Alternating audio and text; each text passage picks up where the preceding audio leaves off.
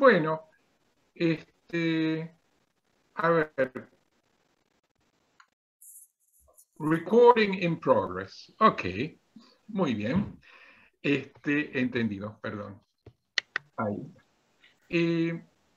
Bueno, un poquitito nos hemos presentado y me parece interesante que a lo largo del curso nos vayamos conociendo. Por ahí imponada, decí tu nombre, desde dónde estás participando, nos quite muchos minutos y después uno capaz que si no tiene buena memoria termina olvidándose porque hay mucha gente al mismo tiempo. Entonces propongo que a medida que vayamos interviniendo, la persona que vaya interviniendo con un comentario, una pregunta, primero tenga la gentileza, si quiere, de presentarse como guste. ¿Qué les parece esta propuesta?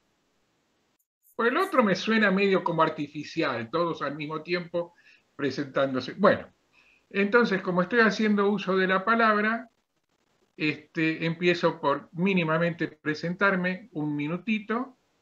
Me llamo, bueno, ahí lo ven, Marcelo Aptekman.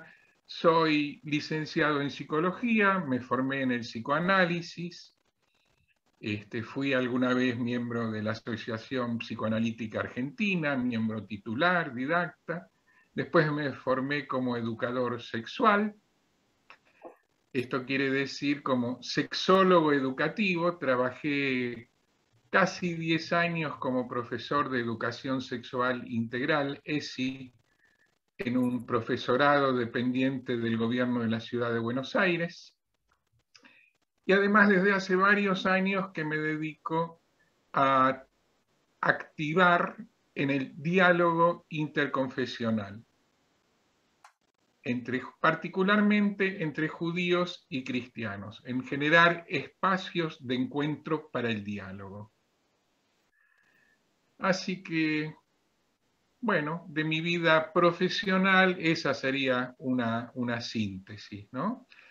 Y entonces, como se dan cuenta, el tema de este curso está un poquito en la intersección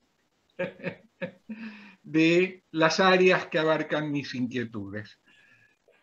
Y antes de hablar, bueno, ahí está Mijal Orlián, que por ahí quieras presentarte.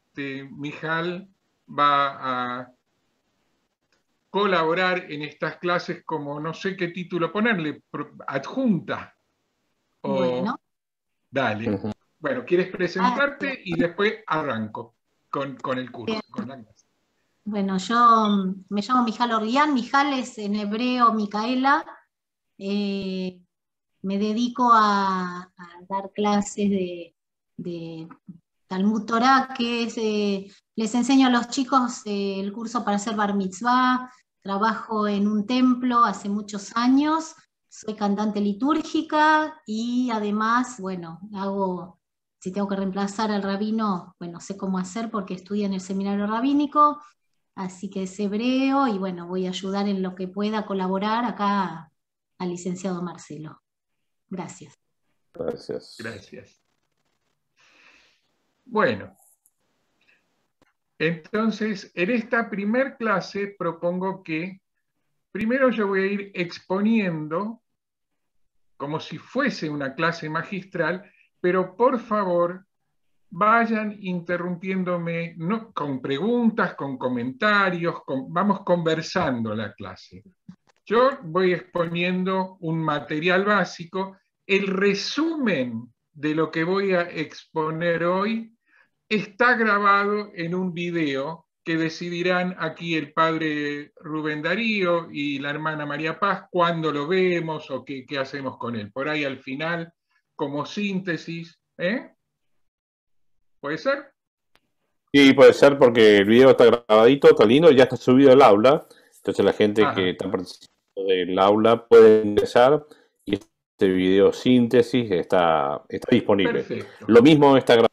Marcelo, quiero aprovechar para agradecerte tu presencia y tus lecciones y esta oportunidad que nos das de conocer más en profundidad, algo que todos tenemos en común, que son las Sagradas Escrituras también, desde distintos ángulos, ¿no? Pero un conocimiento que nos enriquece siempre. Así que el aula, por cuestiones técnicas, pueden hablar con María Paz, se contactan a través del grupo de WhatsApp que tenemos por esos temas y seguimos ahí.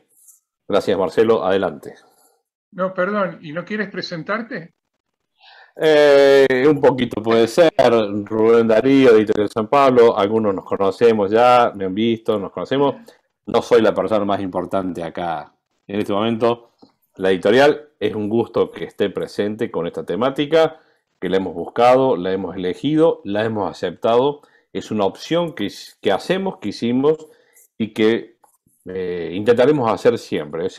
Por el diálogo interreligioso, por supuesto, el tema de la mujer, un enfoque muy particular que a veces se evita tratar en temas así, que tengan esta...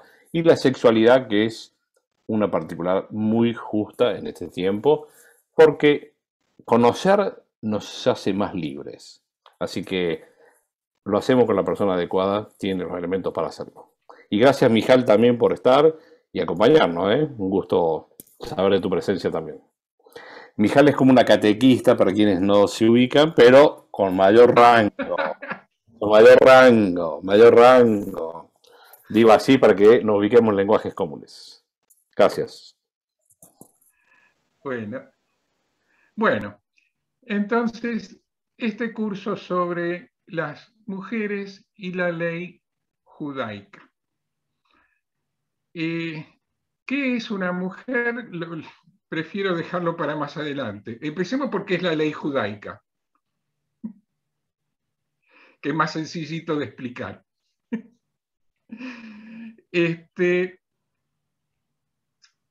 A ver, las leyes judaicas tienen un sentido, una fuente y un ámbito de aplicación que hay que explicar. Si uno va a hablar sobre las mujeres y la ley judía o la ley judaica, ¿qué quiere decir la ley judaica? ¿Es una ley como las leyes del Código Civil Penal de la República Argentina? No, no exactamente. ¿Por qué? Porque su ámbito de aplicación es otro, porque su fuente es otra y porque su sentido u objetivo es otro. Entonces, estos son temas que hay que yo creo que tengo que explicarlos para que podamos entender qué es la ley judaica. Las fuentes de la ley judaica son, en primer lugar, la Torá. Torá se denomina a los 5 primeros libros del Tanaj. Yo sé que voy a usar palabras en hebreo que seguramente alguna que otra persona tal vez no conozca o no se sienta segura. Por favor, interrumpa, no hay ningún problema. El Tanaj no es exactamente lo mismo que el Antiguo Testamento. Se parece. Pero imagínense ustedes que alguien agarra una película, un clásico del cine de Hollywood, y con los mismos actores y el mismo guión, filma una película con el mismo guión y con el mismo camarógrafo, pero pidiéndole al camarógrafo que tome las escenas desde otro ángulo a veces, y al iluminista que realce algunas luces de otra manera, y luego toma las escenas y las ordena de otro modo, y luego agrega una escena más acá y quita otra escena allá. Y finalmente hace una traducción de la película a otro idioma. Y la presenta con subtítulos. ¿Es la misma película? No. No quiere decir que sea mejor ni peor. Eso es otro tema. Pero es otra película. Entonces, el Tanaj contiene, Tanaj sería más o menos el equivalente al Antiguo Testamento, a lo que para los cristianos es el Antiguo Testamento, que, nota al margen, siempre me molestó que lo llamen así. ¿Por qué no le dicen primer testimonio? Bah, es un tema aparte. Pero sería equivalente el Tanaj a eso, ¿no? A esos libros. Claro, en la religión cristiana hay diferentes versiones del Antiguo Testamento. La iglesia copta le mete más libros, otra iglesia se los saca. En el caso del pueblo judío hay básicamente hoy una única versión estandarizada. Tan estandarizada que si hay errores de ortografía se transmiten de generación en generación sin problema. Y se conservan desde hace más o menos 1900 años. Entonces, ese libro, el Tanaj, que incluye la Torá, que son los primeros 5 libros de la revelación, pero también incluye el Tanaj a los profetas, a los salmos y a otras escrituras, es la primer fuente de la ley judía. O sea, la fuente originaria, si se quiere, son los 10 mandamientos para el pueblo judío. Ya hubo leyes según la Torá anteriores, las del pacto o alianza con Noé, que aplican para toda la humanidad. Pero según cuenta la Torá, en el Sinaí se estableció un tratado, un acuerdo, una alianza, un pacto específicamente entre el pueblo de Israel, que incluía algún que otro egipcia que los venía acompañando, y con seguridad que incluyó a gente de otros pueblos también. Por ejemplo, Yetro, que era midianita, y que era un tipo muy importante. Él le explicó a Moisés cómo organizar el sistema jurídico, los tribunales, primera instancia, segunda instancia. Así que los extranjeros que estaban entre el pueblo israelita de ese entonces tenían su lugar y las leyes consideraban la presencia y derechos de los extranjeros. Bueno, esa es la primer fuente de la ley. Pero el pueblo judío de hoy tiene una historia muy larga. Son más o menos, más de 2600 años de historia registrada por escrito. Y desde hace 2000 años que prácticamente todos los miembros del pueblo judío saben leer y escribir. Con lo que el registro de la historia es muy, muy profuso. Y entonces los cambios también están muy documentados. A la primer fuente, que es la Torá, se le agrega el Tanaj, y luego se agregan otras fuentes. Primero la Mishnah. Yo sigo tirando palabras en hebreo y doy gracias. No sé, si alguien quiere preguntar qué es, pregunte, para eso estamos acá. La Mishnah, que es una primer recopilación de jurisprudencia, si se quiere, que empezó a redactarse más o menos en el siglo I, o sea, hace 19 o 20 siglos, después de que los romanos destruyeron Jerusalén, había que conservar la tradición jurídica. Ahora, la Mishnah no conserva solamente la tradición jurídica, hace algo originalísimo y muy importante. Conserva una tradición interpretativa. El texto de la Mishnah dice que da cuenta de discusiones sobre cuestiones jurídicas y que muchas veces incluye lo que dijo una de las partes aunque esa parte no haya ganado finalmente en la disputa. ¿Y por qué lo hace? Para preservar la manera de argumentar. O sea que la Mishnah es un libro que a la ley le agrega una manera tradicional de cómo interpretar la ley. ¿Por qué? Porque en cada generación la ley debe ser reinterpretada por cada uno para darle un sentido actual, un sentido que tenga que ver con la problemática que uno enfrenta en su vida. Y de entonces, por un lado, esto genera una cultura alrededor de la ley, que es un sentido muy diferente que lo que tiene la ley del Código Penal o Civil en la Argentina. La ley del Código Penal o Civil regula las interacciones entre las personas, las acota, y hay que apelar a la ley cuando hay un diferendo. Alguien pasa por encima de los derechos de otro. Sin embargo, la ley en la tradición judía es algo que uno tiene que estudiar para poder interpretarla, pero en el acto de estudiar pule su propio discernimiento.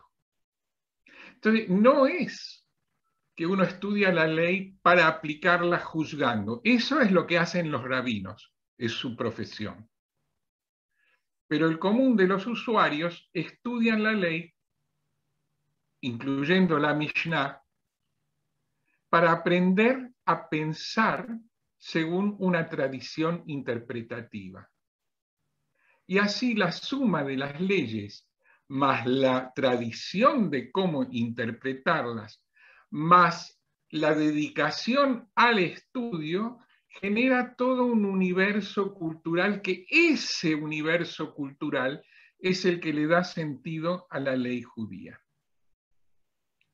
¿Se entiende hasta acá? Porque yo estoy contando cosas que a mí me costó años aprender y las estoy sintetizando en 10 minutos y por ahí estoy diciendo cosas incomprensibles o gansadas. Además la tengo acá, Mijal, para que me frene si digo una tontería. Padre Rubén Darío, gracias. Diga usted. No, justamente te iba a comentar y hacer esto. Habías dicho al principio, estamos abordando el tema de la mujer en la ley judaica. El tema de la mujer, sí. Obviamente que muchas de las participantes de acá tienen más datos que nosotros, pero también correcto. Es verdad que de la ley judaica tenemos que hacer esta lectura que hiciste, interpretativa, para entender a qué nos referimos con ley judaica, que son este tipo de comentarios. Sí, me gustaría que las personas que están, si quieren preguntar, comentar, una primera reacción que podemos hacer en grupo, para interactuar con el profesor también. No sé si Liria, Mirta, querés hacer un comentario, un agregado, Carolina, preguntas que tengamos sobre el material.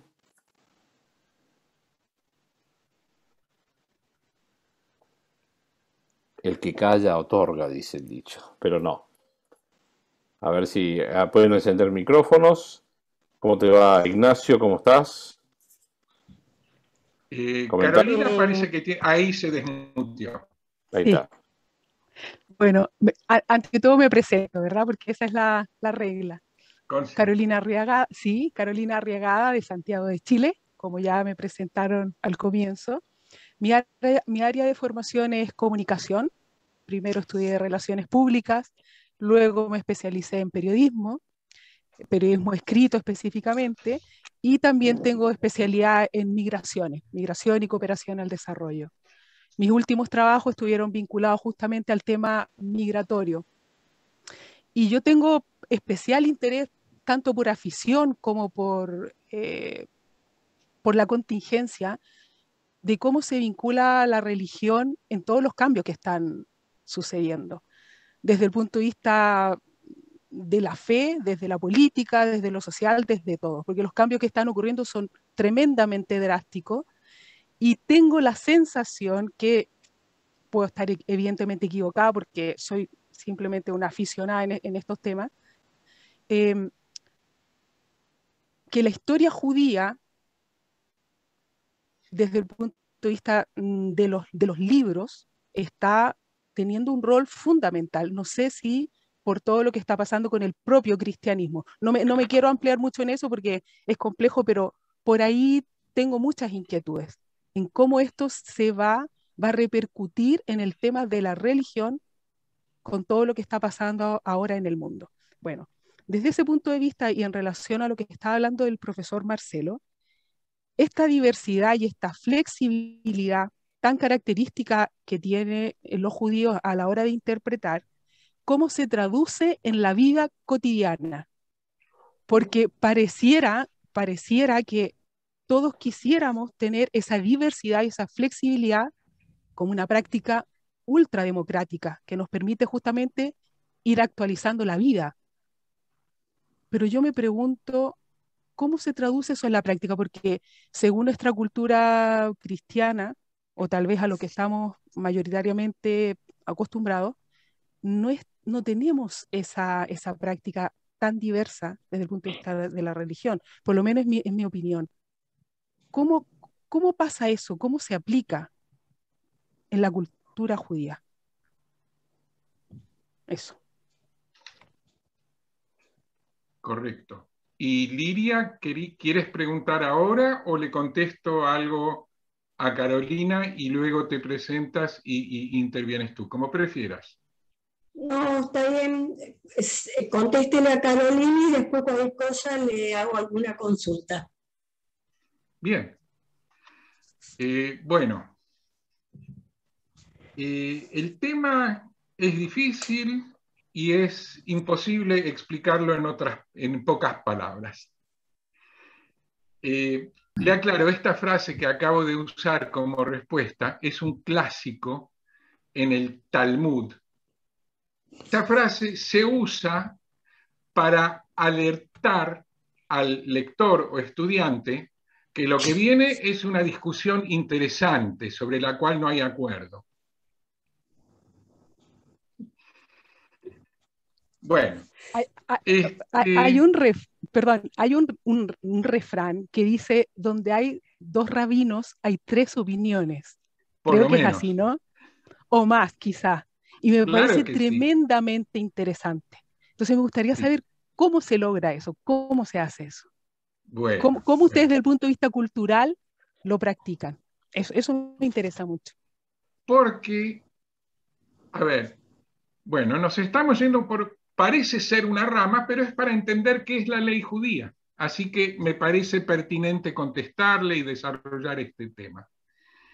La diversidad es diversidad de opiniones, de costumbres, de necesidades, de situaciones en la vida. Sin embargo, la tradición interpretativa es una. Y el objetivo del estudio también es uno. Pulir el discernimiento para poder ser justos. Entonces, cada persona camina según sus propios pasos. Dicho sea de paso, la palabra halajá, que se suele traducir como ley, en hebreo, corregime, Mijal, si me equivoco, quiere decir andar.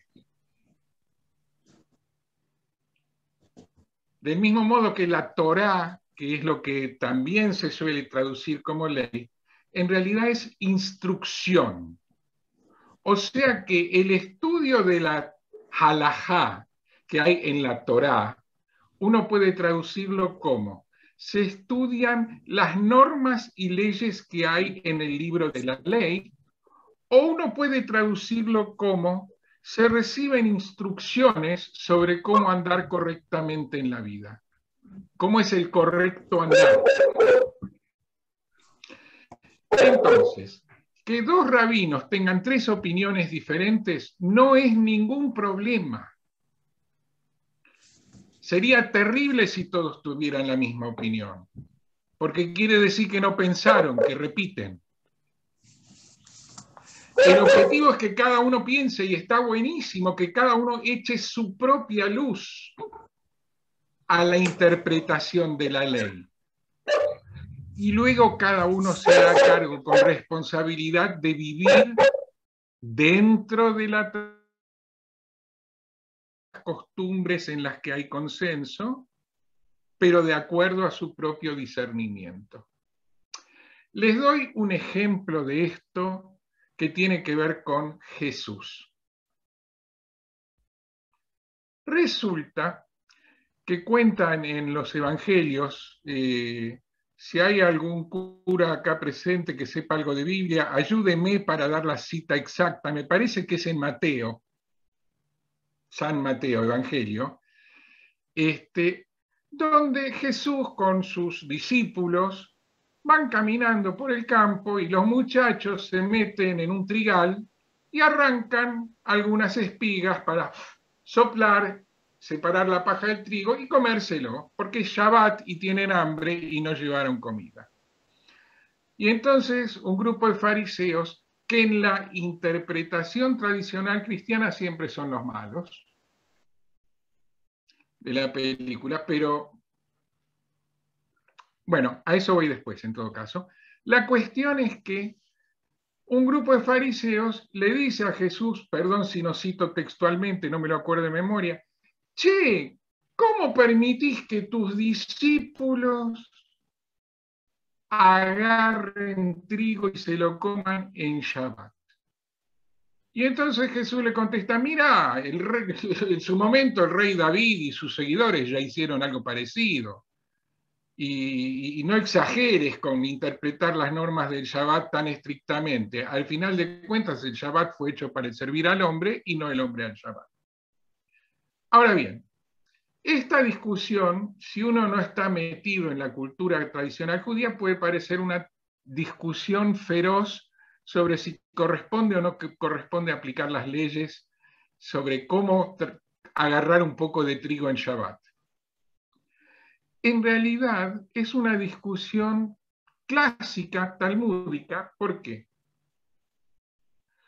Porque obviamente uno en Shabbat, si tiene hambre, tiene que comer.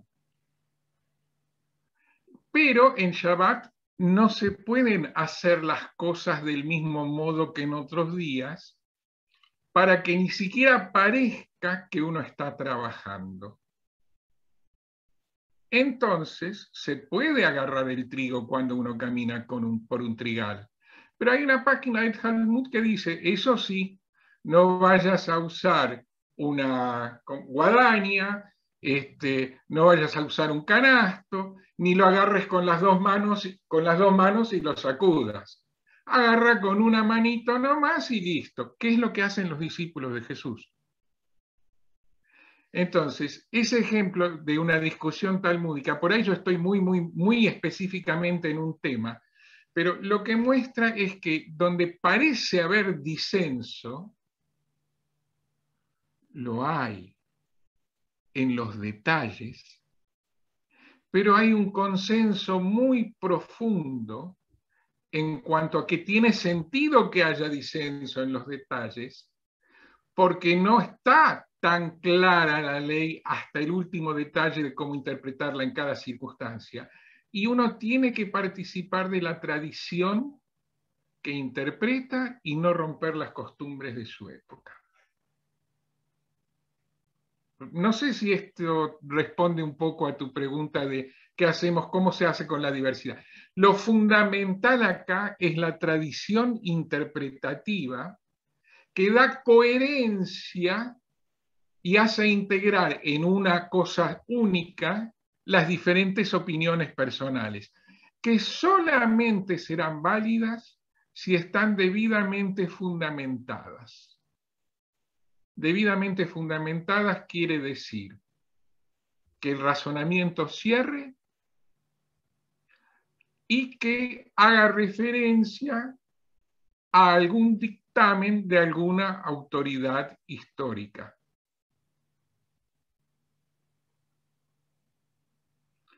O sea, en términos jurídicos, que haya alguna jurisprudencia, alguna puede ser discutible, pero que muestre que el tipo que dice la cosa se hace así, lo dice con algún fundamento, y que lo que diga cierre. y que esté al servicio de buscar un comportamiento justo, con justicia, que no sea una chantada. Si esos criterios se cumplen, bienvenida la diversidad y que cada uno asuma con responsabilidad lo que le parece. Eso justamente es lo que provoca la Mishnah al presentar argumentos que en su momento no prevalecieron en el dictamen o en la sentencia, pero los presenta para que uno pueda leerlos, estudiarlos y aprender a razonar de ese modo, para pulir su propio discernimiento. Por eso nombré a la Mishnah como fuente de la ley judía. Luego viene la Gemara, que junto con la Mishnah, ya doy por respondido entonces, y antes de pasar al Talmud, estaba pendiente Liria María, ¿era? ¿Tenías ganas de intervenir y de presentarte primero?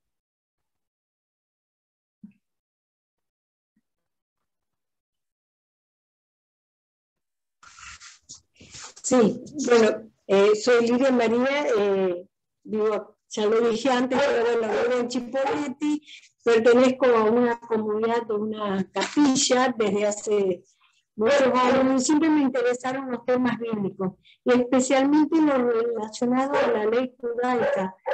Es como que siempre me atrajo la forma de llevar a cabo y cómo se pone en práctica y se tiene en cuenta como ya una forma de vida. A nosotros, yo hablo por mí, pero en referencia a los católicos, separamos mucho lo que es la vida de la ley o la vida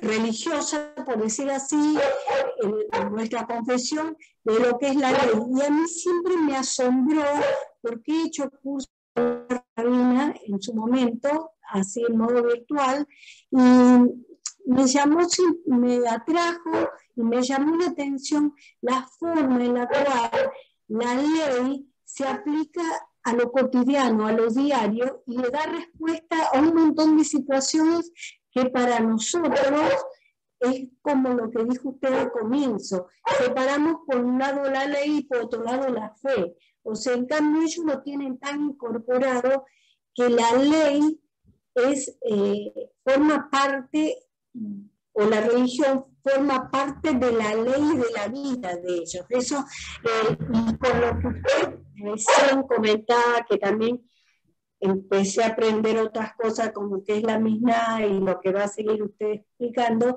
me va aclarando todavía más el panorama para poder... Bueno, qué suerte, me alegra eso. Entenderlo. Sí. Ahí está. Bueno, agrego o comento a lo que usted dice, Liria, entonces, que es cierto, la ley en la tradición cristiana es algo impuesto y, si se quiere, mórbido. A nadie le gusta que le pongan un límite. Y la ley representa el límite desagradable. En la tradición judía la ley tiene otro sentido totalmente diferente. Construye la identidad.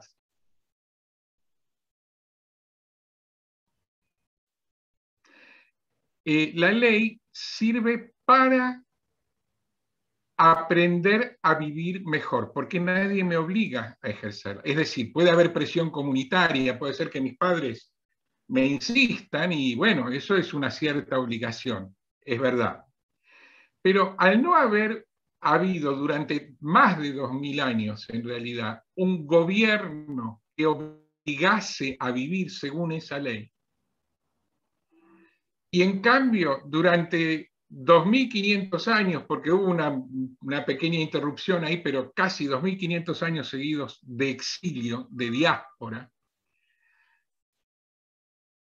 lo dijo claramente un gran rabino, el Baal Shem Tov.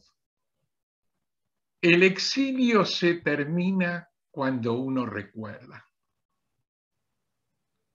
Y cuando uno recuerda ¿qué? La ley. Cuando uno estudia la ley para ser una persona más justa y más correcta, empieza a construir su identidad en función de un ideal ético. No por sometimiento a una obligación impuesta, sino que como una posibilidad de transformarse a sí mismo en alguien un poquito mejor si puede ser. Entonces el sentido de la ley es otro.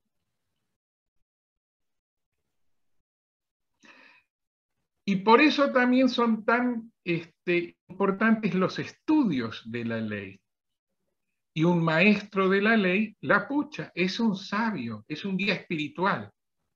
Y para los amigos cristianos les digo que en ese sentido, el ejemplo que di antes de cómo interpretaba Jesús, que sus discípulos se sirven de trigo en ese campo, es un ejemplo de que era un maestro de la ley, o sea, un guía espiritual. Bien, las fuentes de la ley judaica que di hasta ahora son solamente una parte. Porque a lo largo de 2500 años más o menos, no, perdón, más de 2500 años de historia registrada por escrito, se fueron agregando al corpus cada vez más cosas. Después de la Mishnah, que junto con la Gemara es el Talmud, llegamos ya al siglo VII de la era común, se cierra el Talmud, empezaron a aparecer otras fuentes de la ley, que son las fuentes que no fueron incluidas en el Talmud, que son la Tosefta, y también las sentencias de los tribunales rabínicos o de los rabinos y sus dictámenes que se llaman takaná y que afectan la vida de las mujeres. Por ejemplo, en el año 1028, o sea, hace 993 años, el rabino Gershom Haor Mehagolá, que traducido quiere decir el pibe que ilumina la diáspora, lanzó una sentencia, una takaná. Para todos los judíos quedaba prohibida de allí en más la poligamia. ¿Por qué? Porque durante las cruzadas se vio, y ya desde antes se venía viendo, que en Europa los cristianos realmente le tenían mucha bronca a los judíos que formaban familias polígamas. Ellos los que primero iban a reventar.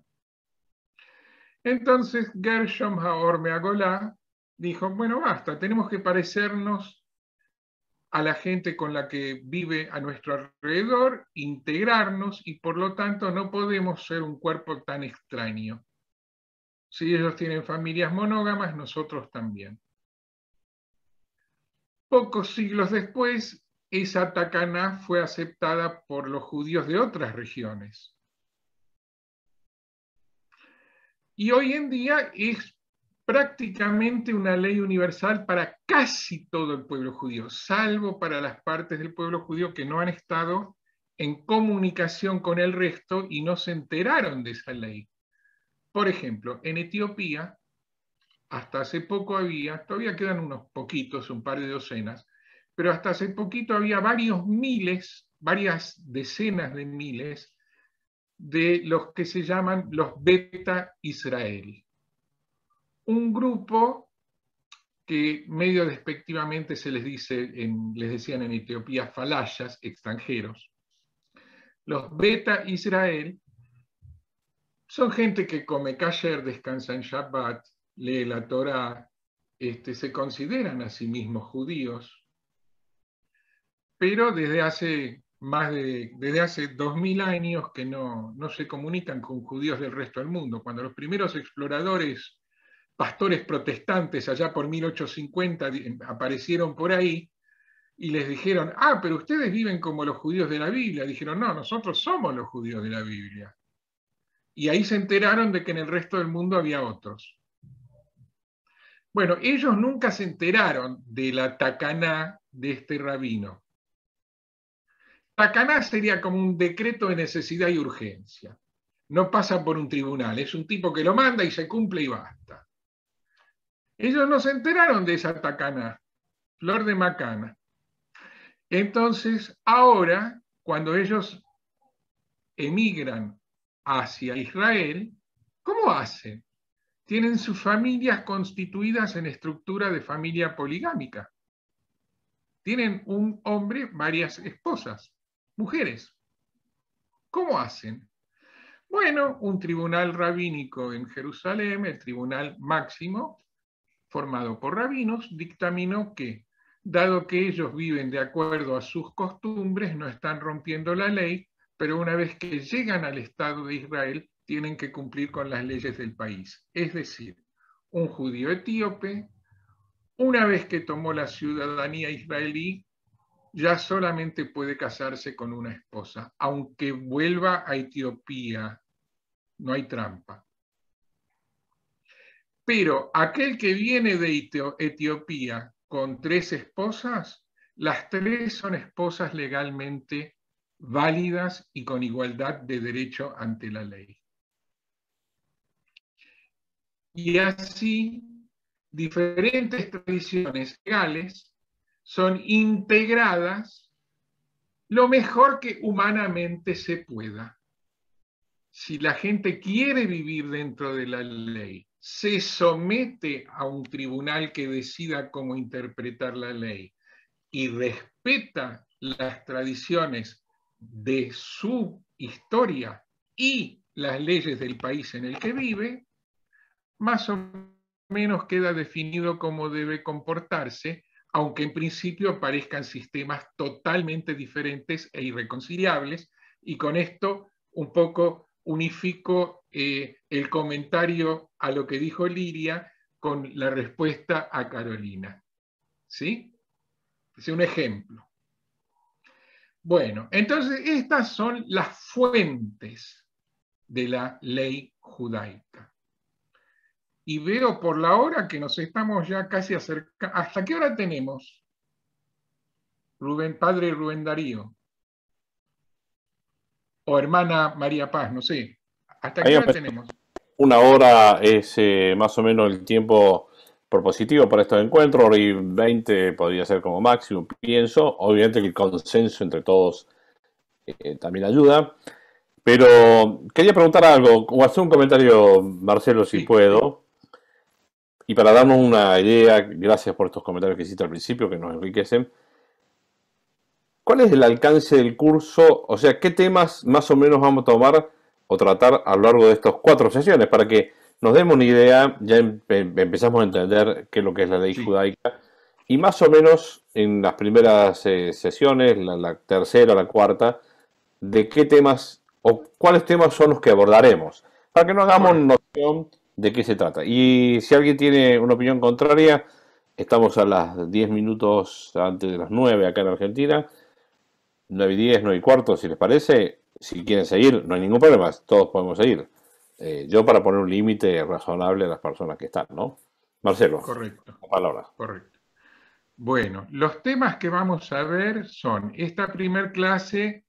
Claro, parece que no hablé mucho de mujeres, pero era necesario explicar qué es la ley judaica, porque si no, las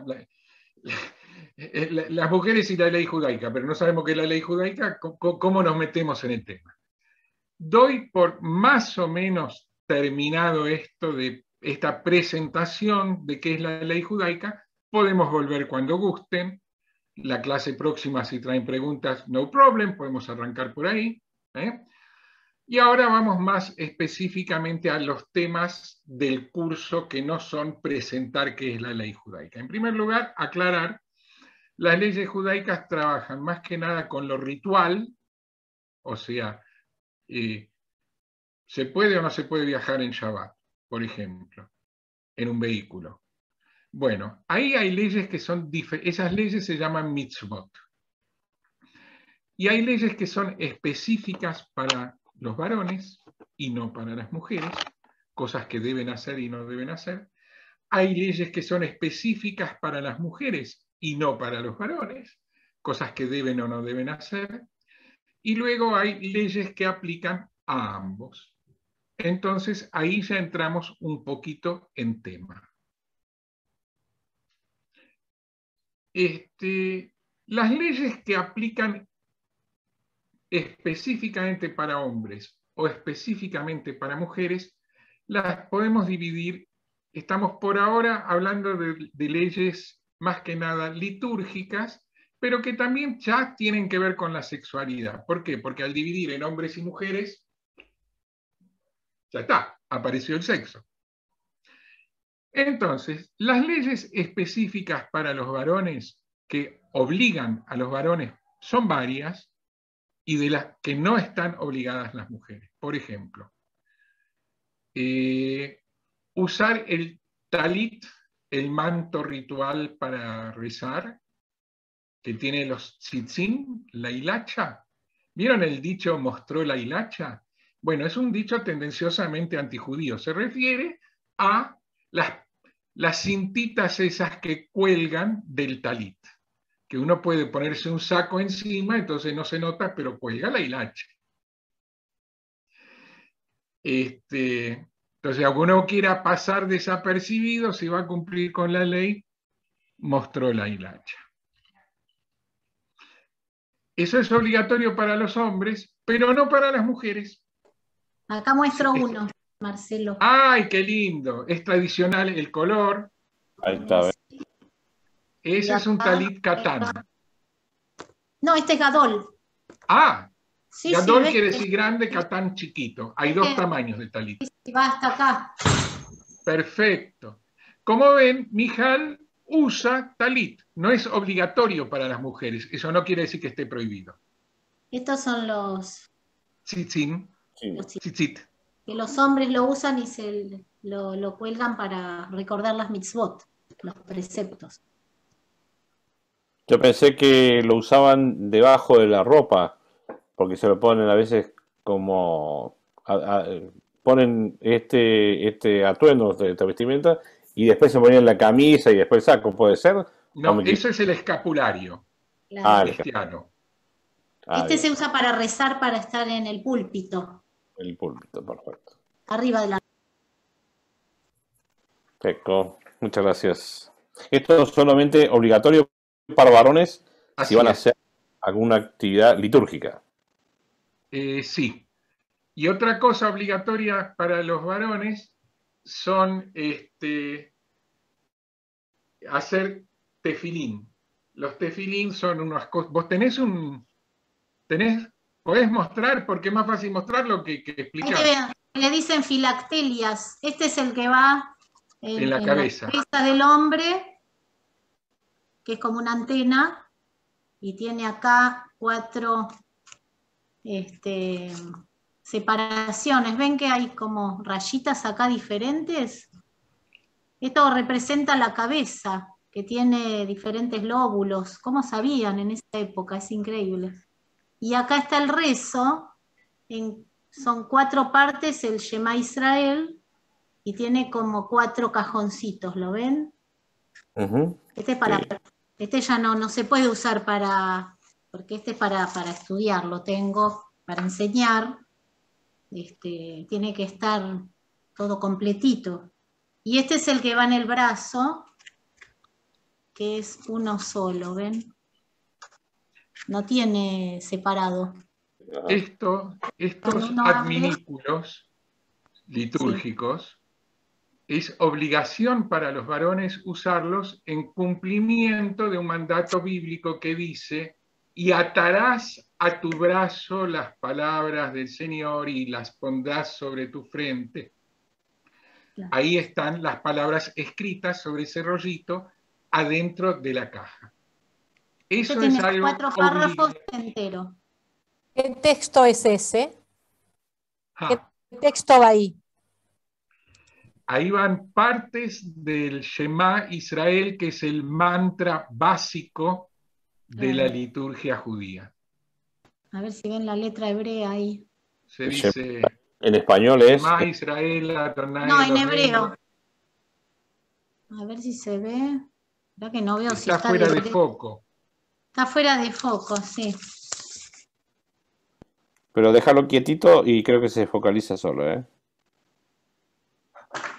No, no alcanza a focalizar. No, es muy chiquitita la letra, por eso. Ese texto, para escribir ese texto, no lo puede hacer cualquier persona, lo tiene que hacer alguien que se ha formado en ese oficio. Mijal se presentó diciendo que ella es Hazanit, que es cantante litúrgica, es un oficio para el que hay que formarse. Del mismo modo, para escribir es otro oficio. El matarife, que mata animales para consumir carne kasher, es otro oficio que hay que aprender. El que hace las circuncisiones es otro oficio. Entonces, todos esos oficios se ejercen estudiando cómo ejercerlos de acuerdo a la ley y a la tradición. Todo eso es la ley. Con respecto a las leyes que decías, y disculpa la interrupción, sí. También, y gracias por ayudar a explicar. Por ejemplo, leyes que aplican a varones, pienso que la circuncisión debe ser una, ¿no? Exactamente. Y también la ley que prohíbe la polución fuera del cuerpo femenino. Perdón si digo cosas, yo voy a hablar como profe de ESI, por ahí digo algo que a alguien le escandaliza. Yo hablo específicamente del cuerpo femenino. No está prohibida para los varones la eyaculación en otra parte del cuerpo femenino que no sea estrictamente el canal vaginal. Pero sí está prohibido echar la simiente al suelo, como hizo Onán, por ejemplo. O sea, el semen no es obligatorio tener hijos para las mujeres. Ahí tienen una ya más fuerte. Pero sí es obligatorio para los varones. Entonces, si un varón quiere tener hijos, va a tener que convencer a una mujer de que los tenga con él. Bueno. Por otra parte, hay leyes que son... Obligaciones para ambos, por ejemplo, el Shabbat. Por ejemplo, para ambos es obligatorio rezar, pero para los varones es obligatorio rezar en determinados horarios y con determinadas plegarias. Para las mujeres no tanto. Según el Talmud, así tienen más libertad para dedicarse a la crianza de los hijos y los menesteres domésticos. Entonces, están obligadas a rezar, pero sin tanta reglamentación. Lo que sí tienen que lavarse las manos, es ley, antes de comer, y tienen que rezar para agradecer la comida después de haberla ingerido. Esto tanto varones como mujeres. Pero cuando rezan para las mujeres no es obligatorio. Estos son con respecto a la liturgia, pero hay muchas que ya tienen que ver con el sexo. Bueno, perdón, ¿qué querías preguntar? Sí. No, y comentar, por ejemplo, obligaciones para mujeres exclusivamente, me imagino, debe ser que una verdad de perogrullo, las vinculadas con el ciclo menstrual, ¿no? Debe ser. Exacto. Absolutamente, esas ya las vamos a ver en clases posteriores.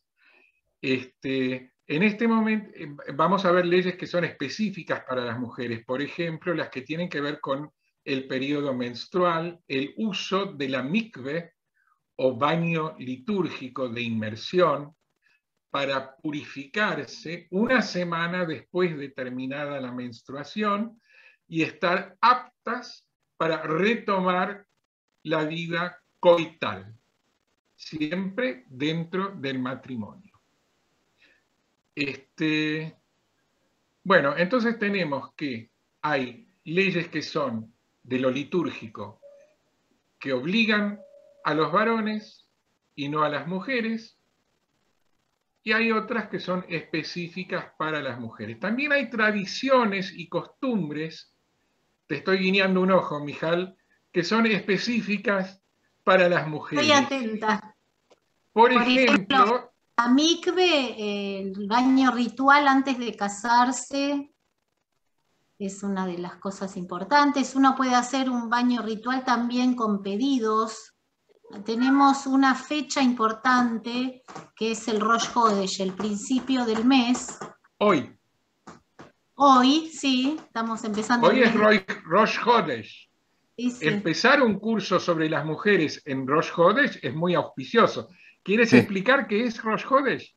Rosh Hodesh es el comienzo del mes. Nosotros le decimos cabeza de mes. Rosh es cabeza. Y justamente en Rosh Hashanah decimos cabeza del año y no se celebra el Rosh Hodesh porque se celebra al principio de año. Pero una vez que empieza el año, como en este caso el segundo mes del calendario judío, el calendario hebreo, ya empezamos a celebrar, y es como un regalo, es un día de descanso que Dios le ha dado a las mujeres, que nos hemos ganado. Por una de las teorías es porque no dimos nuestro oro para hacer el becerro de oro en el desierto. Y después también hay otro aprendizaje que lo hizo la hermana de Moisés ante, el decreto del faraón, que decía que en el capítulo 1 de Éxodo, decía que había que matar, ahogar a los niños varones del pueblo hebreo, en ese momento, el pueblo judío, y Miriam, le dijo al padre, esto es una interpretación, no está en la Torah específicamente, que estabas hablando está de en las otras fuentes. En está, otras por ejemplo, fuentes. en los Midrashim, que son otras fuentes extrabíblicas muy interesantes, pero bueno. Que son como el entrelineado que estudian los sabios para que nosotros podamos entender para que podamos entender qué estaba pasando en la situación, porque a veces la Torá es muy escueta. Entonces dicen que la hermana de Moisés, antes que él nazca, le dijo al papá, le dice, vos sos peor que el decreto del faraón, porque vos no querés estar con mamá, sabiendo que puede ser que puedan tener hijas mujeres y no hay que matarlas.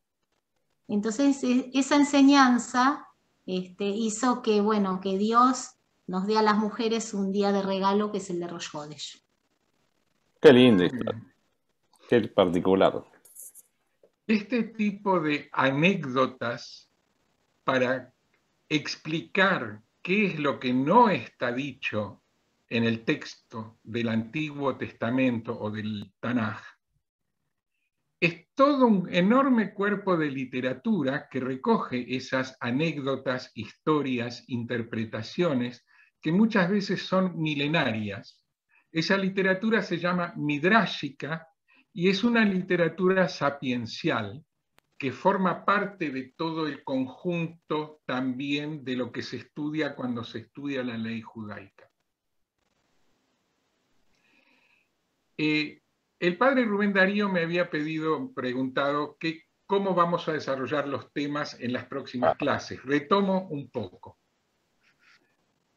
Después de distinguir en esta primer clase las leyes más litúrgicas, algo ya dijimos, vamos a entrar en la clase que viene a hablar sobre el matrimonio. ¿Qué obligaciones tienen los maridos? ¿Qué obligaciones tienen las esposas? ¿Cómo se constituye un matrimonio? ¿Para qué se constituye un matrimonio? Que son todas cuestiones, ustedes dirán, ¿qué nos podés contar de nuevo? Lo que por ahí no les cuento nada nuevo, o por ahí sí, porque lo que les voy a contar es dentro del contexto de la cultura tradicional judía, que ya ven, no solo tiene otras leyes y otros oficios y otro idioma, sino que una historia varias veces milenaria. Entonces, hasta uno podría pensar, es como una civilización en miniatura.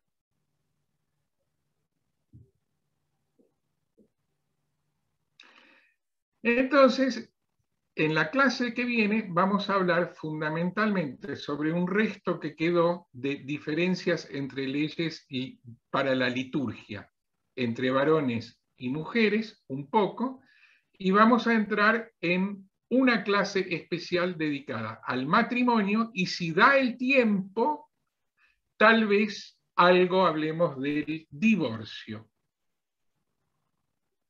que para la tradición judía el divorcio es legal, corresponde cuando corresponde, y es mejor hacerlo cuando corresponde que no hacerlo. En esto difiere mucho de la práctica, por lo menos católica, no tanto de la protestante. Pero la fundamentación legal es totalmente diferente que en el caso del protestantismo. Sí.